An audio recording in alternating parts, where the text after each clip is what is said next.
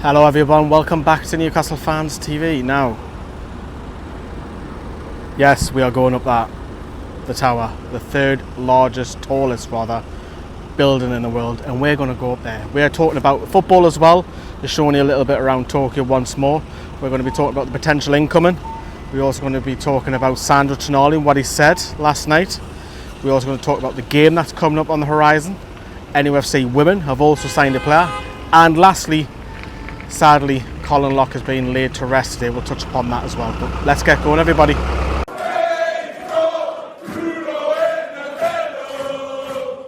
Right, everyone, here's a closer look. Look at the size of that one. Luckily, I'm not scared of heights. It is huge, that. Got some nice little kid stuff around here. Food as well.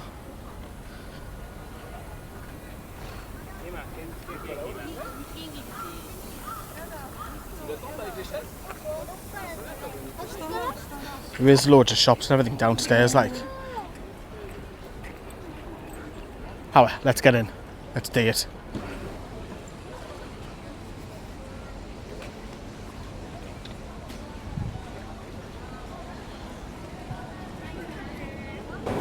Right, got my ticket. I get my bag searched when we get run till I can at the airport.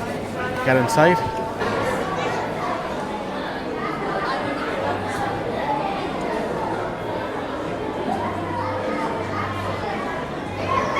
Okay, so we are at the 350th floor. We could even go higher because I've bought a higher pass, which we'll show you in a minute. But I wanted to talk about the first topic today, which is across all the socials. All the journalists have been tweeting about it, that Newcastle are on the verge, from what it looks like, that we're going to sign Sheffield United striker slash winger William Osula for 10 million, rising up to 15 million. I don't know how you feel about that. Turns 21 in a couple of days' time. Signing a young prospect. I am frustrated, I'm not going to lie. The signings haven't been like a wow signing or anything like that. If you look at the signings, we've signed a backup for our goalkeeper. We've signed a goalkeeper who's been relegated. We've signed a defender who was in and out the Bournemouth side because of injuries. Lewis Hall was a decent one, yes, but that was already done. It just, I don't know. It doesn't scream at me that it's a great signing. He didn't score at all in the Premier League, and I've granted he wasn't always in the side of Sheffield United, but even that question, that statement alone, wasn't in the starting lineup often. Sheffield United's rock bottom, second bottom. There's negatives. You can see why there's negatives in that. Obviously, he's had a loan spell at Derby, 16 games down League One, only scoring a couple. That was in the same game. Yes, granted, he has scored a few goals in the FA Cup and he's early on in his career for both Sheffield United and Derby, but doesn't spring you with confidence. But on the positive side of things, though, that no doubt he'll happy to be third choice. He'll play behind the likes of Alexander Isak and Callum Wilson, and Newcastle have always had problems with injuries with Callum Wilson, so if there was to be another injury again in the season, which we are expected to be, Newcastle have a striker there instead of playing Anthony Gordon as a makeshift, because I just don't think we'll get the best out of Gordon. In fact, I think he's wasted up top, to be honest with you. So at least there's a striker there. Can Eddie Howe develop him? I've got every bit of confidence that he can. You look at the players he's already improved at the club. Don't get me wrong, it took Lewis Hall quite a while last season, but he still improved him. He looked brilliant towards the end of the season. And you look at the majority of the starting 11 that normally play for Newcastle, you would arguably say almost all of them have improved somewhat under Eddie Howe. So that's the positive to come out of it. Of course, he pulls on the black and white shirt, we're all going to cheer on for him, but he's not the ready-made replacement. But someone who is third choice striker isn't going to be that. He's either coming towards the end of his career or he's starting off his career, and we've got someone who's starting off the career. So we've got to back the lad. Yes, his goal scoring record isn't brilliant, but let's get behind him.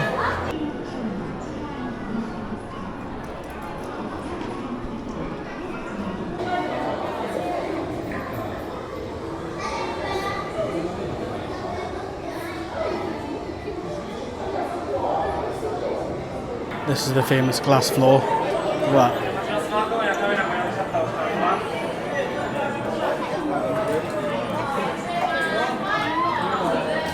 I will tell you that I'm too chicken to do it, and I won't do it. They've got one in Portsmouth like that, the spinning a tower, and I bottled it. I'm going to bottle it again. I'm not walking on glass. No chance. Sorry, lads and lasses. Right, we're finally at the bottom, and I am knackered.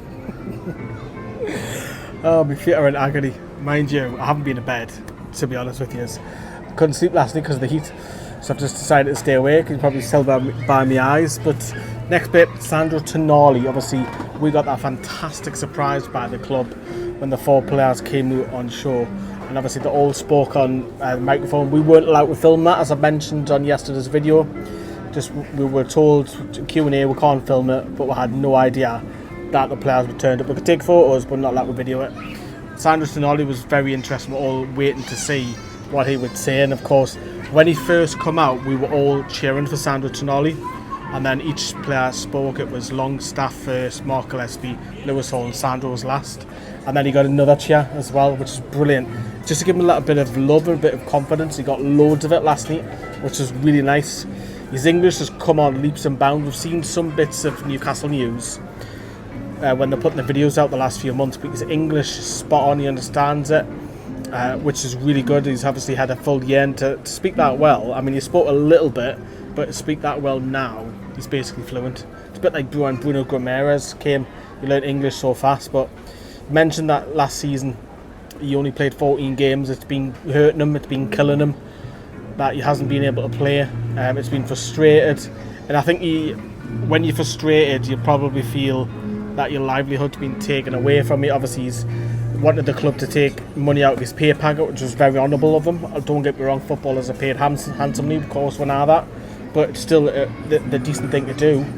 And I think he knows that he's got a lot to prove and to owe the club and as well as the fans this season. I think I actually think he will be a big player.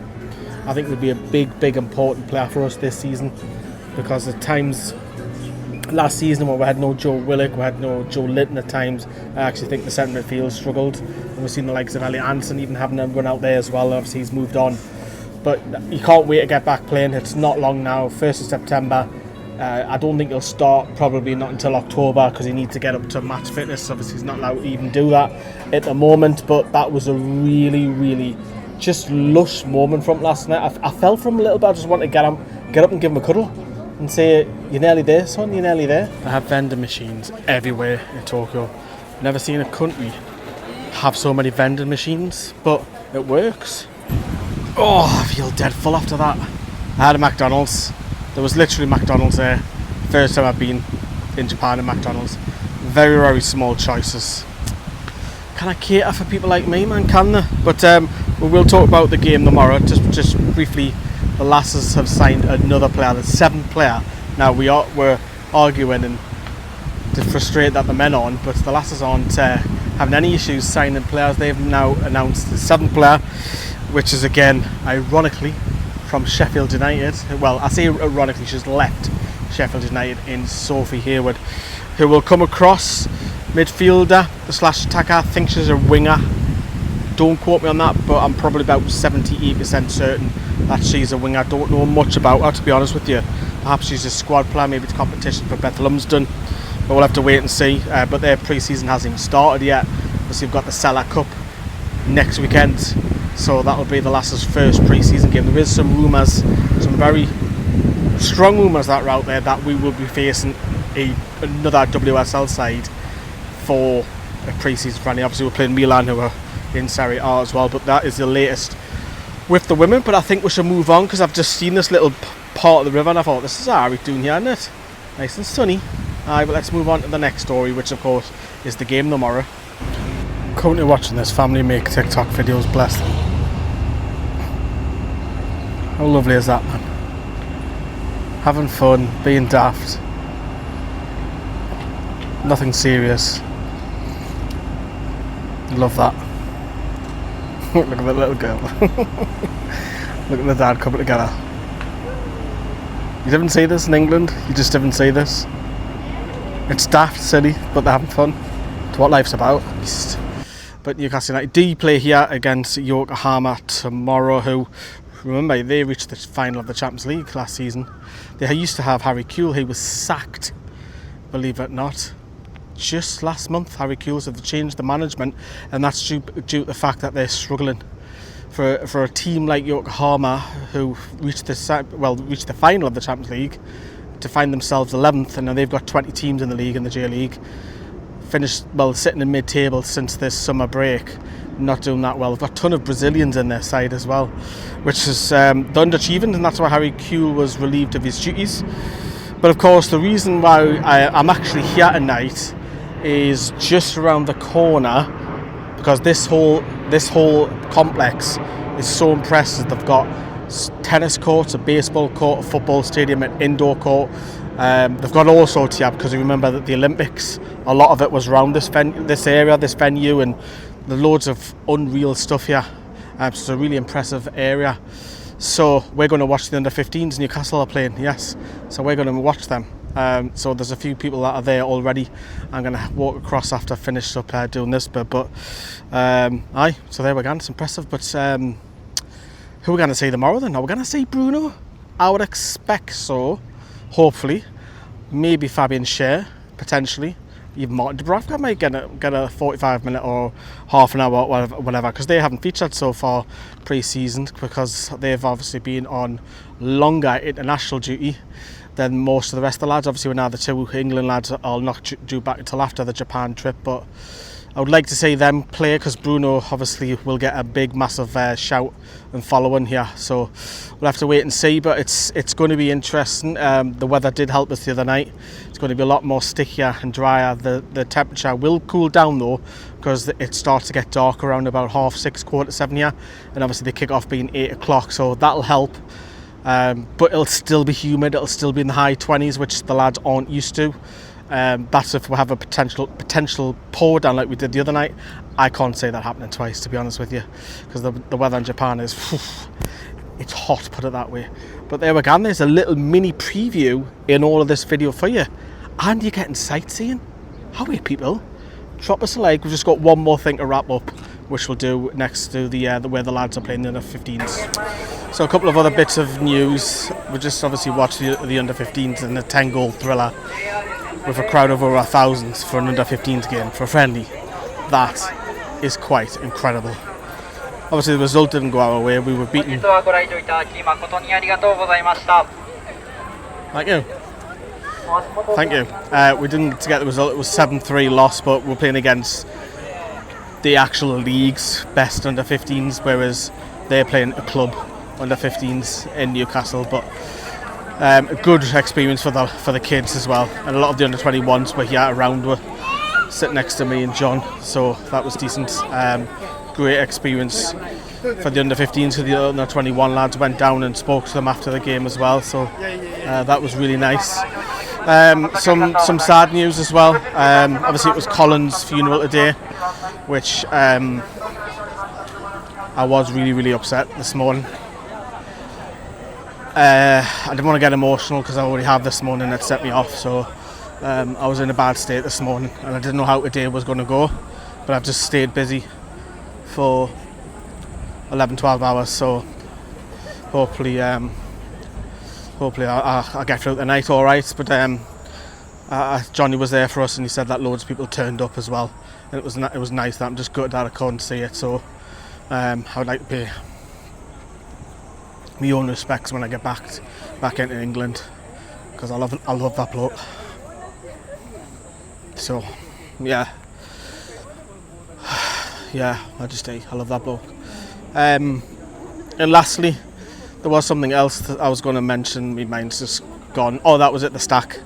The stack is now official date. That's Thursday. I've been bringing you videos about that as well, so that's official. So I'll do a video when I get back. I've got a busy week when I come back with a lot of media commitments that I've agreed to, but hopefully you've enjoyed all of them today, with little bits of news, different locations and everything.